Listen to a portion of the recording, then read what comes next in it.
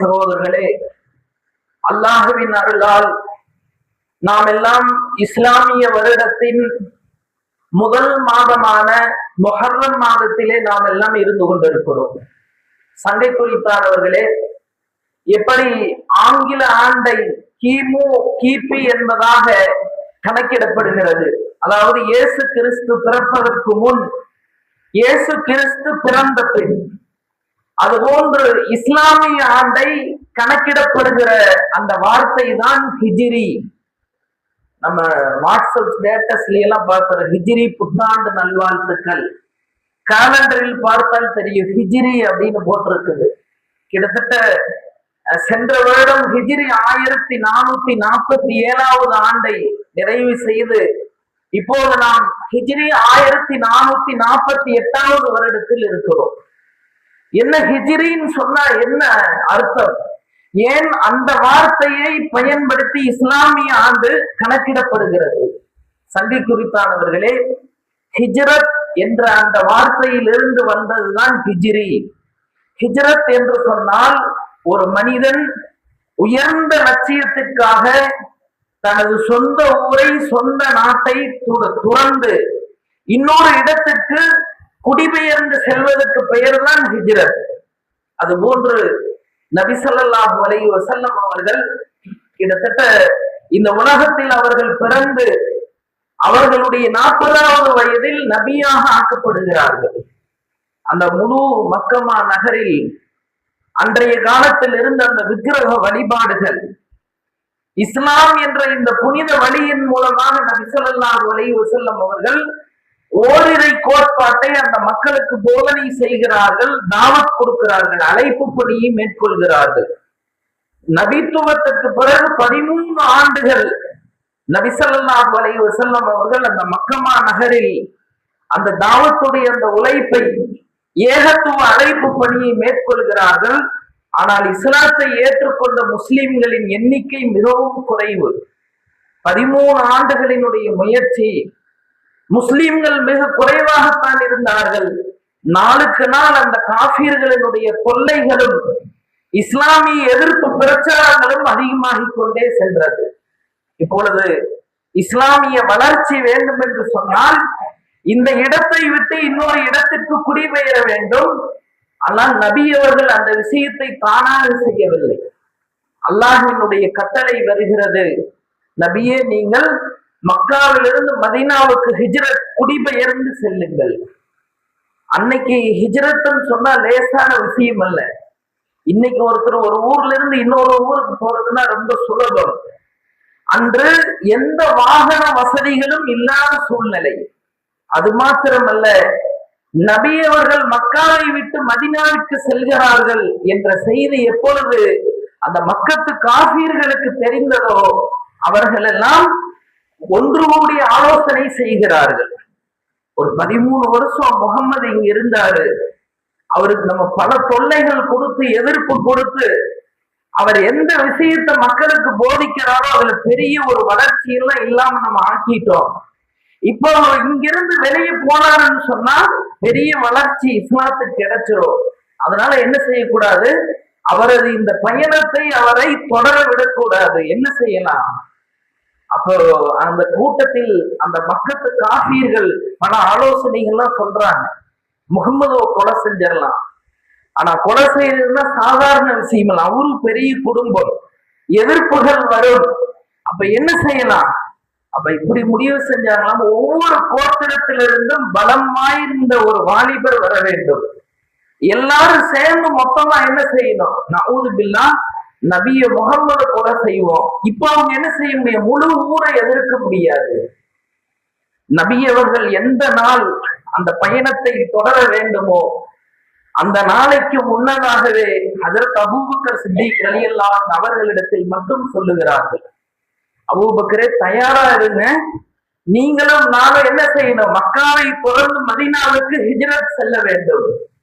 எப்ப நபியவங்க இந்த விஷயத்தை சொன்னாங்களோ அன்றைய நாளில் இருந்து நபிக்கு கிடைத்த நண்பர்கள் எவ்வளவு புத்திசாலிகள், எவ்வளவு அறிவு ஜீவிகள், மார்க்கத்துக்கு பலன் தர வேண்டும் என்பதற்காக எவ்வளவு அவங்க இருந்தாங்க.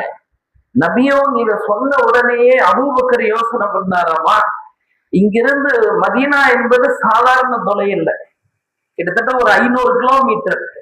இன்னைக்கு ஒரு 500 கிலோமீட்டர் பயணம் செய்யறதுனால என்னங்க 10 மணி நேரம் ஆகுது, 5 மணி நேரம் ஆகுது. அன்னைக்கு வாகன வசதிகள்லாம் இல்லாத காலம். அதனால என்ன செஞ்சாருன்னா 2 பலம் வாய்ந்த ஒட்டகங்களை விலைக்கு வாங்குகிறார். வாங்கி அதுக்கு சாதாரண தீனி போடலையாம, எப்பவும் போடுற தீனி இல்லாம அதுக்கும் சொல்லி ஸ்பெஷலா அந்த புல்களை வாங்கி போடுறார். போட்டு அந்த ஒட்டகத்தை 2ஐயும் நல்ல கட்டுமஸ்தாக வளர்த்துகிறார். காரணம், இது 500 கிலோமீட்டர் தொலைவுகளை இது கடக்க வேண்டும், பயணத்துக்கு உதவ வேண்டும். இந்த விஷயம் யாருக்கு தெரியாது, ரகசியமாக இருந்தது. கிட்டத்தட்ட ஒரு 5 பேருக்கு மட்டும்தான் நபி அவங்க ஹிஜ்ரத் போறாங்க அப்படிங்கிற விஷயம் தெரியுமாமா. ஒண்ணு நபி அவங்களுக்கு, நபியை தாண்டி அடுத்து அபூபக்கர் சித்திக் ரலியல்லாஹு அவங்களுக்கு தெரிஞ்சிருந்துச்சு, அலி ரலியல்லாஹு அவங்களுக்கு தெரிஞ்சிருந்துச்சு. அபூபக்கர் சித்திக் ரலியல்லாஹு அவர்களுடைய 2 பெண் மக்கள், அன்னை ஆயிஷா, அஸ்மா. இந்த 5 பேருக்குத்தான் நபி அவங்களுடைய அந்த ஹிஜ்ரத் பற்றி உண்டான அந்த செய்தி தெரிஞ்சது. மக்காவுல என்ன செய்யறாங்கன்னா, முகமதுவை போக விடக்கூடாது, அவரை கொலை செய்யணும். நபி அவர்களுடைய வீட்டை சுற்றிலும் காபீர்கள் வாளை ஏந்தியவர்களாக எதிர்பார்த்திருக்கிறார்கள். ஆனா அரபுகள் இடத்துல ஒரு பழக்கம், ஒரு வளமை என்னன்னு சொன்னா, யாரையும் வீடு பூந்து கொலை செய்ய மாட்டாங்களாம். அதனால எல்லாருமே வீட்டுக்கு வெளியே தான் வெயிட் பண்றாங்க. நபியவர்களுக்கு அல்லாஹ் தீன் துன்யாவுடைய எல்லா அறிவுகளையும் தந்திருந்தார். இவ்வளவு நீண்ட பயணம், எதிர்ப்பு இவ்வளவு பலமான எதிர்ப்பு, சாதாரணமா போக முடியுமா? அதுக்கு ஒரு திட்டமிடல் வேண்டுமே. நபியவங்க ஒரு திட்டத்தை போட்டாங்களாமா. எவ்வளவு அறிவு சார்ந்த விஷயம் சொன்னாங்களாம். பொதுவாக வளமையாக செல்லக்கூடிய பாதை என்பது வடக்கு நோக்கி, மக்காவிலிருந்து மதீனா போகணும்னு எல்லாரும் போற பாதை வடக்கு திசை. அந்த பாதையில் நம்ம போக வேண்டாம். ஏன்னா நம்மளை தேடுற எல்லாருமே என்ன செய்வாங்க, அந்த பாதையில தான் தேடுவாங்க. அதற்கு எதிர் திசை தெற்கு பக்கமா, அதுலதான் அந்த சவுர் என்ற அந்த குகை இருக்கிறது. அந்த வழியா நம்ம என்ன செய்வோம், போவோம். எல்லோரும் போகிற அந்த வடக்கு திசை தூரம் கம்மி, அதை விட ஒரு 50 கிலோமீட்டர் எதிர் திசை அதிகம். இருந்தாலும் மக்கள் வளமையில இது இல்லை. அதனால என்ன செய்வோம், இதுல போலான்னு முடிவு செஞ்சாங்க. அடுத்தது நபியவங்க பயணத்தை தொடர்ந்த உடனே போகலீங்களாமா. கிட்டத்தட்ட மக்காவிலிருந்து மிக அருகில தான் அந்த குகை இருக்குது. அந்த குகையில என்ன செஞ்சாங்கன்னு ஒரு 3 நாள் தங்கினாங்களாமா. என்ன காரணம், அந்த மக்காவுல நபியை கொலை செய்யணுங்கிற ஒரு அறிவிப்பு. அது மட்டுமல்ல, கொலை செய்ய முடியல. அல்லாஹ் தஆலா சூரா யாசீனுடைய வசனத்தை நபியவங்களுக்கு இறக்கி வச்சு சொன்னா, நபியை நீங்க என்ன செய்யுங்க, இந்த வசனங்களை ஓதிட்டு கொஞ்சம் மண் எடுத்து காஃபிர்கள் மேல போட்டு நீங்க போங்க. எல்லா ஆயுதங்களோடு இருக்கிறாங்க. நபியவங்க யாசீன் சூறாவுடைய அந்த முதல் 7-8 வசனங்களை ஓதுறாங்க. ஓதிட்டு அத மண்ணுல ஊதி காஃபிர்கள் மேல போட்டு அவங்களுக்கு நடுவுலதான் போறாங்க. அல்லாஹ் தஆலா அவர்களுடைய கண்களில் திரையிட்டு விட்டான். நபியவங்க போனது யாருக்குமே தெரியல. ஆனா எல்லாம் முன்னாலதான் நிக்கிறாங்க. நபியவர்கள் புறப்பட்டு விடுகிறார்கள். அதிகாலையில எல்லாம் பார்க்கிறாங்க, முகம்மது வெளியே வருவார்கள். பார்த்தா முகம்மதுடைய படுக்கையில் ஹஜ்ரத் அலி ரலியல்லாஹு அவர்கள் படுத்துக் கொண்டிருக்கிறார்கள். ஏன் அலி ரலியல்லாஹு அவங்களை ஏன் படுக்க வச்சாங்க நபியவங்க? இதிலும் ஒரு ஹிக்மத் இருக்கிறது. அந்த மக்கத்து காஃபியர்களினுடைய அமானித பொருட்கள், அன்னைக்கெல்லாம் இன்னைக்கு மாதிரி பொருளை பாதுகாக்கிறதுக்கு, பணத்தை பாதுகாக்கிறதுக்கு வங்கி நடைமுறை கிடையாது. அந்த மக்காவிலேயே நம்பிக்கைக்குரிய ஒரு மனிதர், நாணயமான ஒரு மனிதர் என்று சொன்னால் அது நபி ஸல்லல்லாஹு அலைஹி வஸல்லம் அவங்கதான். ஆமா, அதனால நிறைய காஃபியர்கள் அவர்களுடைய பணம், அவர்களுடைய பொருட்களை நபியிடத்துல கொடுத்து வச்சிருந்தாங்களாமா. மாநிலமா வச்சிருங்க, நாங்க எங்களுக்கு தேவைப்படுறப்ப வாங்கிக்கிறோம். அன்னைக்கு வங்கி நம்பிக்கைக்குரிய ஒரு பாதுகாப்பான இடம் யாருன்னு சொன்னா நபி ஸல்லல்லாஹு அலைஹி வஸல்லம் அவங்கதானே. ஆகும். அப்ப அலி ரலியல்லாஹு அவங்களிடத்துல நபி அவங்க அந்த பொருளை எல்லாம் கொடுத்து, இதெல்லாம் இன்னாருக்கு சொந்தமானது, நான் போயிடுறேன், நீங்க என்ன செய்யுங்க, இதெல்லாம் கொடுத்துட்டு எனக்கு பின்னால நீங்க வாங்க அப்படின்னு சொல்லி, அதனாலதான் அங்க தனது இடத்தில் நபி ஸல்லல்லாஹு அலைஹி வஸல்லம் அவர்கள் ஹஜ்ரத் அலி ரலியல்லாஹு அவர்களை படுக்க வைத்தார்கள். விடிஞ்சு பார்த்தா அலிதான் இருக்கிறாங்க, நபி அவங்க போயிட்டாங்க. மீண்டும் ஆலோசனை நடக்குது, என்ன செய்யலாம், முகம்மதை விடக்கூடாது, உடனே இப்படி அறிவிப்பு செஞ்சாங்களாமா, முகம்மதுடைய தலையை எவர் கொய்து வருகிறாரோ அவருக்கு 100 ஒட்டகங்கள் பரிசாக தரப்படும். அன்னைக்கு 100 ஒட்டகங்கள் சொன்ன ஒருத்தர் லேசா பணக்காரர் ஆயிரலாம். அந்த மாதிரி ஒரு வசதி படைத்த ஒரு விஷயம் தான் 100 ஒட்டகத்துடைய மதிப்பு. அங்கங்க பார்த்தா குன்றுகளிலும் மலைகளிலும் வீரர்கள், அதே மாதிரி கால் தடங்களை வச்சு ஆளை கண்டுபிடிக்கிறவங்க, தடயவியல் நிபுணர்கள் எல்லாம் தேடுறாங்க. நம்ம கண்டுபிடிச்சோம்னா நமக்கு அந்த பரிசு கிடைச்சிரு, லைஃப் செட்டில்மெண்ட் ஆயிரலாம் அப்படின்னு சொல்லி எல்லாம் தேடுறாங்க. ஆனால் நபி அவர்களினுடைய வியூகம், அந்த குகையில போய் 3 நாள் தங்குறதுக்கு காரணம் பரிசுன்னு ஒண்ணு எல்லாம் என்ன செய்வாங்கன்னா வேகமா தேடுவாங்க. தேட தேட நம்ம கிடைக்கல அப்படிங்கும் போது என்ன ஆகும், ஒரு 2-3 நாள் ஆகும் போது அவங்க எல்லாம் தேடி தேடி களைச்சு போயிருவாங்க. அதுக்கப்புறம் நம்ம என்ன செய்யணும், நம்முடைய பயணத்தை தொடர வேண்டும். இது ஒண்ணு. அடுத்தது நபி ஸல்லல்லாஹு அலைஹி வஸல்லம் அவர்கள் ஹஜ்ரத் அபூபக்கர் சித்திக் ரலியல்லாஹு அவருடைய மகனார் அப்துர் ரஹ்மான் அவர் பேரு, அவருக்கு அந்த 3 நாள் பொறுப்பு தந்திருந்தாங்க. மக்காவுல இந்த காஃபியர்கள் என்னென்ன ஆலோசனை செய்யறாங்களோ அதையெல்லாம் என்ன செய்யணும், வந்து எங்களுக்கு செய்தி சொல்லணும். அடுத்த 3 நாள் அங்க தங்கி இருந்தப்போ உணவு கொண்டு வர பொறுப்பு அஸ்மா ரலியல்லாஹு அன்ஹா, அபூபக்கர் சித்திக் ரலியல்லாஹு அவருடைய மகள். அவங்க சும்மா ஏதோ வெளியே நடந்து போற மாதிரி என்ன செய்வாங்கன்னா உணவை கொண்டு வந்து தந்துருவாங்களாம், யாருக்கு சந்தேகம் வராது. அடுத்து அங்க வெளியவே குகைக்கு வெளியவே புகைரா அப்படிங்கிற ஒருத்தர் ஆடு மேய்க்க வச்சிருந்தாங்களாம். 3 நாள் அவர் வேலை ஆடு மேய்ச்சிக்கிட்டே இருக்கிறது. எப்பவெல்லாம் பால் தேவையோ சொன்ன உடனே என்ன செய்வார், பாலை கொண்டு வந்து தந்துருவாரு.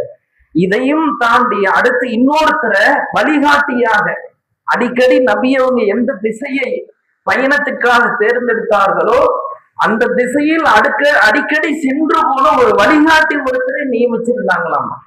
அந்த 2 பலமான ஒட்டகங்களை அவர்கிட்ட கொடுத்துட்டாங்க. கொடுத்துட்டு 3 நாள் கழிச்சு நீங்க என்ன செய்யணும், நாங்க இந்த குகையில் இருக்கோம், 3 நாளைக்கு பிறகு நீங்க என்ன செய்யணும், அந்த ஒட்டகங்களை கொண்டு வாங்க, இந்த நேரத்துல நம்ம அங்கிருந்து கிளம்பலாம். எவ்வளவு ஒரு வியூகம் பாருங்க. இத்தனை வியூகங்கள் இருந்தாலும் அல்லாஹ்வின் மீது நம்பிக்கை வைத்திருந்தார்கள். அந்த குகையில தங்கி இருந்தாங்களே, அப்ப காஃபியர்கள் தேடுறாங்க, எல்லாம் அந்த வடக்கு திசையில தான் போறாங்க. ஆனா உமையா, மக்காவில இருந்து மிகப்பெரிய ஒரு இஸ்லாமிய எதிரி தான் உமையா.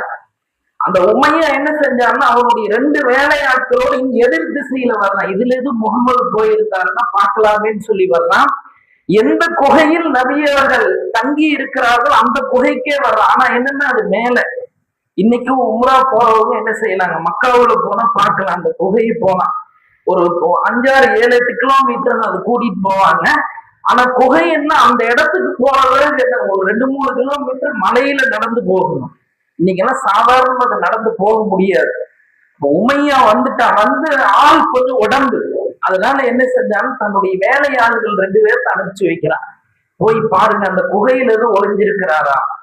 அதுல கூட போன ஒருத்தர் பாதியிலேயே நின்றான், நீ மட்டும் போயிட்டு வா, எதுக்கு இருக்கிறாங்களா இல்லையான்னு பாக்குறதுக்கு 2 பேரு, இன்னொருத்த மட்டும் போறான். அவன் போல அல்லாஹ்வினுடைய ஏற்பாடு, அந்த குகையினுடைய வாசலில் புறா ஒன்று கூடு கட்டி இருக்கிறது, சிலந்தி வலை பின்னி இருக்குது. இத 2ஐயும் பார்த்த உடனே அவன் உள்ளேயும் குஞ்சோ பார்க்கல. அதான் போயிருந்தா என்ன இருக்கு, சிலந்தி வேலை பிஞ்சு இருக்கும், புறா கூடு கடைஞ்சிருக்கு, இது எதுவுமே ஆகல. அப்ப உள்ள யாரும் இல்லை. நேரம் வர்றான், வந்து உமையாகிட்ட இத சொல்றான், நான் போன அந்த குகைக்கு ஆனா புறா ஒண்ணு கூடு கட்டி இருக்குது, சிலந்தி வலை பின்னி இருக்குது அப்படின்னு சொன்ன உடனேயே கூட இருந்த அந்த வேலையால் கேட்டதான், குனிஞ்சு நீ பார்த்தையா அப்படி அவன் கேட்கிறான். ஆனா உமையா சொல்றானா, இல்ல முகம்மது அதுக்குள்ள இருக்க வாய்ப்பு இல்லை, முகம்மது பிறக்கிறதுக்கு முன்னாடி இருந்து எனக்கு தெரியும் அங்க புறா கூடு கட்டி இருக்குது. அல்லாஹ் என்ன செஞ்சான்னா அந்த காஃபிர்களுடைய சிந்தனையை அல்லாஹ் மாற்றி விட்டான். ஒருவேளை உமையா மட்டும் மறுபடியும் போய் குனிஞ்சு பார்த்துக்கலாம் அப்படின்னு சொல்லி இருந்தான்னு சொன்னா அன்னைக்கு என்ன இருக்கும், நபியவர்கள் அந்த காஃபியர்களிடத்தில் சிக்கி இருப்பார்கள். அங்கேயும் நவுதுபில்லா ஒருவேளை மாற்றமா நடந்திருக்கலாம், நபியவங்களை கொலை கூட செய்திருக்கலாம். ஆனால் நபியவர்களுடைய இத்தனை வியூகம், அந்த காஃபியர் அந்த வேலையால் நிக்கிறான் குகை வாசல்ல. நிக்கும் போது அபூபக்கர் சித்திகளையும் அழுகுறாங்களாமா, பயந்து அழுதுட்டு சொன்னாங்களாமா, நபியே அவன் மட்டும் நிக்கிறான், கொஞ்சம் குனிஞ்சு தன் காலை பார்த்தான்னா என்ன செய்வோம், நம்ம மாட்டிக்குவோம். நபியவர்கள் இத்தனை வியூகங்களை வகுத்தாலும் நபியவங்க அந்த இடத்துல சொன்ன வார்த்தை, இது யகூலு லி சாஹிபிஹி லா தஹ்சன் இன்னல்லாஹ மஅனா, தோழரே கவலைப்படாதீர்கள், அல்லாஹ் நம்மோடு இருக்கிறான். என்ன சொல்ல, நம்ம இவ்வளவு திட்டம் தீட்டி இருக்கிறோம், நம்ம எவ்வளவு இது பண்ணி இருக்கிறோம், கவலை அப்படி சொல்ல, கவலைப்படாதீங்க, அல்லாஹ் நம்மோடு இருக்கிறான். சங்கையானவர்களே இப்படி சொல்லிடுறாங்க. அதுக்கப்புறம் அபூபக்கர் சித்திக்கிறார், தைரியமாயிடுறாங்க. உமையா என்ன செஞ்சாரா, அந்த இல்லை ஆள் இருக்க வாய்ப்பு இல்லைன்னு போயிடுறான். அந்த வழிகாட்டி ஒட்டகங்களை கொண்டு வருகிறார். கிட்டத்தட்ட 7-8 நாட்களினுடைய பயணம். நபி ஸல்லல்லாஹு அலைஹி வஸல்லம் அவர்கள் மதீனாவை சென்றடைகிறார்கள். மதீனாவுக்கு உள்ள நுழைந்த உடனேயே அந்த மதீனாவாசிகள் வீடுகள்ல மாடியில எல்லாம் ஏறிட்டாங்க. அந்த ஊர் எல்லையிலேயே நபி அவர்களை கவிதை பாடி வரவேற்றாங்களாம். பல அல் பதுரு அலைனா, 14ஆம் நட்சத்திரம் எங்களிடத்தில் உதயமாகிவிட்டதுன்னு சொல்லி நபி அவர்களுடைய வருகையை ஆண்களும் பெண்களும் சிறுவர்களும் கவிதை பாடி வரவேற்றார்கள். சங்கை குறித்தானவர்களே, இந்த பயணம் தான் ஹிஜ்ரத் பயணம். இதுல இருந்துதான் இஸ்லாமிய ஆண்டு ஹிஜ்ரி என்பதாக கணக்கிடப்படுகிறது. 13 ஆண்டுகள் நபி அவர்கள் மக்காவில் இருந்தாலும் இஸ்லாத்தினுடைய எந்த ஒரு பெரிய வளர்ச்சியும் ஏற்படவில்லை. எப்பொழுது நபி அவர்கள் ஹிஜ்ரத் செய்து மதீனாவிற்கு சென்றார்களோ, மதீனாவிற்கு சென்ற பிறகுதான் இஸ்லாத்தினுடைய மிக பெரும் வளர்ச்சி. எவ்வளவு பெரிய வளர்ச்சி! நபி அவங்களுடைய அந்த மதீனாவுல 10 ஆண்டுகள் இருக்கிறார்கள். நபி அவங்களுடைய வஃபாத்துக்கு 6 மாசத்துக்கு முன்னால ஹஜ்ஜுக்கு போறாங்க. அந்த ஹஜ்ஜில் அந்த முழு அரபு தேசத்திலும் இருந்த எல்லா முஸ்லிம்களும் வருமாறு அழைப்பு கொடுக்கப்பட்டது. வரலாற்று ஆசிரியர்கள் எழுதுகிறார்கள், அந்த சமயத்தில் இருந்த சஹாபாக்களுடைய எண்ணிக்கை 1,24,000. இவ்வளவு பெரிய வளர்ச்சிக்கு காரணம் நபி அவர்களினுடைய இக்கட்டான இந்த பயணம், இந்த ஹிஜ்ரத் என்ற அந்த பயணம் தான். சங்கையானவர்களே, அதனாலதான் நம்ம ஹிஜ்ரி அப்படின்னு சொல்லி நம்ம இஸ்லாமிய ஆண்டை கணக்கிடுகிறோம். அப்ப இந்த பயணத்திலிருந்து சில படிப்பினைகள் இஸ்லாமியர்களுக்கு இருக்கிறது. அதுல முதல் படிப்பினை, உலகத்துடைய விஷயமாக இருந்தாலும் சரி, மார்க்கத்துடைய விஷயமாக இருந்தாலும் சரி, ஒரு முஸ்லிம் திட்டமிட்டு செய்ய வேண்டும். இதை செஞ்சா இதனால எனக்கு என்ன லாபம், இதை செஞ்சா எனக்கு என்ன நஷ்டம், ஏதோ மொத்தமா செய்வோம் வர்றது வரைக்கும் அப்படி இல்லை. நபி அவர்கள் நமக்கு அழகான வழிகாட்டுதல்களை நமக்கு படித்து கொடுத்திருக்கிற ஒரு குறிக்கோள், ஒரு இலக்கு, ஒரு லட்சியம் வேண்டும். ஒரு லட்சியத்தோட தான் ஒரு முஸ்லீம் செயல்படுங்களாம். அது ஒரு முக்கியமான விஷயம். அடுத்து இந்த பயணத்திலிருந்து நமக்கு கிடைக்கிற மிக முக்கியமான ஒரு படிப்பினை, நபி ஸல்லல்லாஹு அலைஹி வஸல்லம் அவர்கள் இந்த பயணத்தில் மார்க்கத்துக்கு புறம்பான விஷயத்தை செய்யவில்லை. பாருங்க, இந்த நபி அவங்களிடத்துல இருந்த அந்த அமானித பொருள்கள் எல்லாம் யாருதுன்னு சொன்னா எதிரிகளுடையதுதான். அங்கிருந்த அந்த காஃபிர்களுடைய பொருள்கள் தான் நபி அவங்களிடத்துல இருந்தது. நபி அவங்க நினைச்சிருந்தா என்ன செய்யலாம், நம்மளை எதிர்க்கிறவங்க தானே, இஸ்லாத்தை அழிக்கணும்னு இவங்க பொருள் தானே, இதை கொண்டு போய் என்ன செய்யலாம், மார்க்கத்துக்கு செலவு செய்யலாம், முஸ்லிம்களுக்கு செலவு செய்ய, அப்படி நினைக்கல. என்ன செஞ்சாங்க, யாருடைய பொருளோ அவர்களுடைய பொருள் உரியவரிடம் ஒப்படைக்கப்பட வேண்டும். சங்கை குறித்தானவர்களே, நம்ம ஒரு நல்ல காரியம் தான் செய்யறோம், அதிலும் கூட மார்க்கத்துக்கு புறம்பான விஷயங்கள் வருகிறது என்று சொன்னால் ஒரு முஸ்லிம் அதை கைவிட்டு விட வேண்டும். இல்லைங்க, இது நல்ல லட்சியங்க, இதனால முஸ்லிம்களுக்கு நல்ல பாயுதாங்க, அதனால ஏங்க இஸ்லாம் தடுக்குதுன்னு அதை பாக்குறீங்க. இன்னைக்கு நிறைய பேர் சொல்றாங்க இதனால வளர்ச்சிங்க, வட்டியே ஹராம் தான். இன்னைக்கு சொல்ற முன்னேறணும்னா என்னங்க செய்யறது, அதையும் வாங்கித்தானங்க ஆகணும். இன்னைக்கு இஸ்லாம் சொல்றது தடுக்கிறதுலாம் பார்த்துட்டு இருந்தா அது முடியுங்களா? இன்னைக்கு நிறைய பேர் வீடு போக்கியத்துக்கு எடுக்கிறோம், அதே ஹராம் தான். எப்படி வட்டி வாங்குவது ஹராமோ அது போல வீட்டை போக்கியத்துக்கு வாங்குறது ஹராம் தானே வாங்கும். ஏன்னா வீடை அவர் காலி பண்ணும் போது என்ன பணத்தை கொடுத்தாரோ அதை கையில தந்துருவாங்க. இது மார்க்கத்திற்கு புறம்பானது. நபி அவர்கள் அந்த பயணத்தில் முஸ்லிம் சமுதாயத்திற்கு மிக பெரும் ஒரு பாடத்தை கற்று தந்திருக்கிறார்கள். நல்லதுதான் செய்யறீங்க, அங்க கூட என்ன செஞ்சிடாதீங்க, அல்லாஹ்வுக்கு புறம்பான தீனுக்கு மாற்றமான காரியத்தை செய்து விடாதீர்கள், ரொம்ப கவனமாக இருக்க வேண்டும். இது ஒரு மிக முக்கியமான நபி ஸல்லல்லாஹு அலைஹி வஸல்லம் அவருடைய ஹிஜ்ரத்திலிருந்து மிக முக்கிய ஒரு படிப்பினையாக இருந்து கொண்டிருக்கிறது. அதனால சங்கை குறித்தானவர்களே, இஸ்லாமியர்கள் முஸ்லிம்களாக வாழ வேண்டும் என்று சொன்னால் இஸ்லாம் சொல்லுகிற எல்லா விஷயங்களையும் நம்முடைய வாழ்க்கையினுடைய எல்லா நிலைமைகளிலும் நாம் அதை பின்பற்றக்கூடியவர்களாக ஆக வேண்டும். அது எவ்வளவு நல்லதா இருந்தாலும் சரி, அது எவ்வளவு கஷ்டமாக இருந்தாலும் சரி, சில சமயத்துல என்ன செய்யலாம், ஃபாலோ பண்றது சிரமம், கஷ்டமாக தெரியலாம். அந்த இடத்துல என்ன செய்யணும், கஷ்டமாக தெரிகிற அந்த நிலைமைகளிலும் உலகத்தை விட என்ன செய்யணும், தீனுக்கு, அல்லாஹ்வுடைய மார்க்கத்திற்கு நாம் முக்கியத்துவம் கொடுப்பவர்களாக ஆக வேண்டும். ஆக சண்டை குறித்தானவர்களே, இந்த ஹிஜ்ரத் என்ற இந்த பயணத்தை மையமாக வைத்துத்தான் இஸ்லாமிய ஆண்டு ஹிஜ்ரி என்பதாக பெயரிடப்படுகிறது. அதனால நபி ஸல்லல்லாஹு அலைஹி வஸல்லம் அவங்க சொன்னாங்க, ஹிஜ்ரத் அப்படின்னு சொன்னா என்ன, ஒரு முஸ்லிம் தனது வாழ்க்கையில் பாவங்களை விட்டு விடுவதற்கு பெயர் தான் உண்மையான ஹிஜ்ரத். இன்னைக்கு ஹிஜ்ரத்னு ஒண்ணு இல்லை. அன்றைக்கு தேவை இருந்தது, நபி அவர்கள் நாட்டை துறந்தார்கள். இன்னைக்கு அந்த தேவை இல்லை. என்ன செய்யணும், உண்மையான ஹிஜ்ரத் என்பது ஒரு மனிதன் பாவத்தை விடுவது என்று சொன்னார்கள். இன்னொரு ஹதீஸ்ல வருது, மனோ இச்சையை உதறுவது. மனோ இச்சை சொல்லுது மார்க்கத்திற்கு மாற்றமான விஷயத்தை செய்ய, அதுதான் ஈஸின்னு சொல்லுது, அதுதான் செய்ய முடியும் சொல்லுது. அப்படி மனோ இச்சை எதை செய் என்று சொல்கிறதோ அதை விடுவதற்கு பெயர் தான் உண்மையான ஹிஜ்ரத். நபியவங்க செஞ்ச அந்த ஹிஜ்ரத் இன்னைக்கு இல்ல. ஆனா இந்த ஹிஜ்ரத் இருக்குது. பாவத்தை விட வேண்டிய அந்த ஹிஜ்ரத் இருக்கிறது. மனோ இச்சையை விட வேண்டிய அந்த ஹிஜ்ரத் இன்றும் இருந்து கொண்டிருக்கிறது.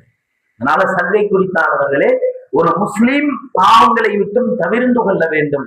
வாழ்க்கையினுடைய எல்லா நிலைமைகளிலும் மார்க்கத்தை முன்வைத்து வாழ வேண்டும். இஸ்லாம் என்பதை கொண்டு பெருமிதம் கொள்ள வேண்டும். குர்ஆன் அல்லாஹ் தஆலா சொல்ற, வமன் அஹ்ஸனு கௌலன் மிம்மன் தஆ இலல்லாஹி வ அமில ஸாலிஹன் வ கால இன்னனி மினல் முஸ்லிமீன். வமன் அஹ்ஸனு கௌலன், இவரை விட அழகிய வார்த்தையை சொல்பவர் இந்த உலகத்தில் யார் இருக்க முடியும்? என்ன அழகிய வார்த்தை, என்ன அல்லாஹ் சொல்றான், மிம்மன் தஆ இலல்லாஹ், ஒரு மனிதர் மக்களை அல்லாஹுவின் பக்கம் அழைக்கிறார். அடுத்து அமில சாலிஹன், தானும் நல்ல அமல்கள் செய்கிறார். வகால இன்னனி மினல் முஸ்லிமீன், நான் முஸ்லிம்களிலிருந்து ஒருவன் என்று சொல்லுகிறாரே, இவரை விட அழகிய வார்த்தை சொல்பவர் யார்? இஸ்லாம் என்பதை நமக்குள் ஒரு பெருமிதம் வர வேண்டும், ஒரு பூரிப்பு வர வேண்டும். இன்னைக்கு நம்ம இஸ்லாத்தை வெளிப்படுத்த வெக்கப்படுறோம். இன்னைக்கு மாற்றார்கள் அது எவ்வளவு பெரிய விஷயமா இருந்தாலும் அவங்க வெக்கப்படுறது இல்லை. அவங்களுடைய விஷயங்களை ஃபாலோ பண்றதுக்கு இதுவும் வைப்பாங்க, இப்படி பண்ணாலும் பண்ணுவாங்க, இப்படி பண்ணாலும் அவங்க எதுவுமே வெக்கம் இல்லை. நமக்கு தான் வெக்கம். தொப்பி போட்டா வெக்கம், தாடி வைக்கிறதுக்கு வெக்கம், பைசா விட்டுங்க பார்க்க வெக்கப்படுகிறோம். ஆனா மாற்றார்கள் அவங்களுடைய எந்த விஷயங்களுக்கும் அவங்க வெக்க, நடந்து போகணுமா தயார், எத்தனை மைல் வேணாலும் நடக்க தயார், காலில் செருப்பு இல்லை, வெயில், எதையும் பார்க்கறது இல்லை. ஆனால் நாம் இன்று லேசான விஷயங்கள் எதுவுமே இஸ்லாத்தை ஃபாலோ பண்றது எந்த இடத்துலயுமே கஷ்டம்ங்கிறதே கிடையாது. அத்தீனு யூஸ்ரோல், மார்க்கம் இருக்கிறது மிகவும் இலகுவானது. தீன விடுறதுக்கு தான் செலவு பண்ணணும், தீன ஃபாலோ பண்றதுக்கு செலவே கிடையாது. தாடி வைக்கிறதுக்கு செலவே இல்லை, தாடியை சிறைக்கிறதுக்கு தான் செலவு. அதனால தீன விடுறதுக்கு தான் செலவு, தீன ஃபாலோ பண்றது ரொம்ப இலகு. எனவே சங்கை குறித்தானவர்களே, வாழ்க்கையினுடைய எல்லா நிலைமைகளிலும் மார்க்கத்தை முன்வைத்து வாழ்பவர்களாக நாம் ஆகிவிட வேண்டும். அதே போல இந்த முஹர்ரம் மாதத்துல இன்னொரு முக்கியமான ஒரு அமல் என்னன்னு சொன்னா, இந்த ஆஷூராவுடைய நோன்பு. முஹர்ரம் 10வது தினம் நோக்க வேண்டிய அந்த நோன்பு. நபி ஸல்லல்லாஹு அலைஹி வஸல்லம் அவர்கள் மதீனாவுக்கு ஹிஜ்ரத் செஞ்சு போனப்ப அந்த முஹர்ரம் 10வது நாள் ஆஷூரா நோன்பு வைக்க சொல்றாங்க. முஸ்லிம்கள் நோன்பு நோற்றெடுக்கிறார்கள். ஆனா பார்த்தா அந்த சமயத்துல யூதர்களும் நோன்பு வச்சிருக்கிறாங்க. அப்ப இதை பற்றி நபி அவங்க விசாரிக்கிறாங்க, என்ன விஷயம், நீங்களும் நோன்பு வச்சிருக்கிறீங்களே? அப்ப இந்த யூதர்கள் சொன்னாங்களாமா, முஹர்ரம் 10வது நாள் தான் அல்லாஹு தஆலா ஃபிரௌனுடைய கொடுமையிலிருந்து ஹஜ்ரத் மூசா அலைஹிஸ்ஸலாம் அவர்களுக்கு வெற்றியை தந்தான். அதற்கு அல்லாஹ்வுக்கு நன்றி செலுத்தும் முகமாக நாங்கள் நோன்பு வைத்திருக்கிறோம். இதை கேட்ட நபி அவங்க சொன்னாங்களாமா, மூசாவுடைய ரப்புக்கு அதிகம் நன்றி செலுத்த நானும் கடமைப்பட்டுள்ளேன் அப்படின்னு சொல்லிட்டு முஸ்லிம்களுக்கு சொன்னாங்க, தோழர்களே, நீங்கள் மாற்றார்களுடைய நடைமுறைக்கு மாற்றம் செய்யுங்கள். அவங்க என்ன செய்யறாங்க, 10வது நாள் நோன்பு வைக்கிறாங்க. அதனால நம்ம என்ன செய்யலாம், 9, 10 அல்லது 10, 11 சொல்லி இன்னொரு நாள் சேர்த்து நோன்பு வச்சு அவர்களுடைய நடைமுறைக்கு நாம் மாற்றம் செய்யலாம் என்று சொன்னார்கள். எனவே சங்கையார்களே, அந்த அடிப்படையில முஹர்ரம் 10வது நாள் நோன்பு வைக்க வேண்டும். நபி ஸல்லல்லாஹு அலைஹி வஸல்லம் அவர்கள் சொன்னார்கள், சியாமு யௌமி ஆஷுரா, அந்த முஹர்ரம் 10வது நாள் அன்று நோன்பு வைப்பது அஹ்தஸிபு அலல்லாஹ், நான் அல்லாஹ்விடத்தில் நம்பிக்கை வைக்கிறேன், யுகஃபிரு ஸனத்தல்லதி கப்லஹா, முந்தைய ஒரு வருடத்தினுடைய பாவ மன்னிப்புக்கு அந்த ஆஷுராவுடைய நோன்பு காரணமாக ஆகிறது. எனவே சங்கியானவர்கள் அந்த அடிப்படையில வரக்கூடிய வியாழக்கிழமை 9வது பிறை, வெள்ளிக்கிழமை 10வது பிறை, ஒண்ணு வியாழன் வெள்ளி அப்படின்னு நோன்பு வைக்கலாம், அல்லது வெள்ளி சனி 10, 11, வியாழன் வெள்ளி அல்லது வெள்ளி சனி, எந்த 2 நாட்கள் நமக்கு இலகுவோ அந்த நாளில் நோன்பு வைக்க வேண்டும். முந்தைய ஒரு வருடத்தினுடைய பாவங்களுக்கு அந்த நோன்பு என்பது பரிகாரமாக இருந்து கொண்டிருக்கிறது. எனவே வல்ல அல்லாஹ் சுப்ஹானஹு வ தஆலா இந்த ஹிஜ்ரத்தினுடைய இந்த படிப்பனைகளை நம்முடைய வாழ்க்கையில் எடுத்து நடக்கக்கூடிய அந்த வாய்ப்பையும், இந்த ஆஷுராவுடைய அந்த நோன்பை நோற்று எப்படி இஸ்லாமியர்களுக்கு அந்த முஹர்ரம் 10வது தினத்தில் அல்லாஹ் தஆலா பல்வேறு வெற்றிகளை வாழ்க்கையில் தந்தானோ, அதுபோல நம்முடைய வாழ்க்கையிலும் அல்லாஹ் தஆலா பல்வேறு வெற்றிகளையும் பரக்கத்தையும் அபிவிருத்தியும் அல்லாஹ் தஆலா தந்தருள்வானாக. வஆகிரு தஅவானா அல்ஹம்துலில்லாஹி ரப்பில் ஆலமீன்.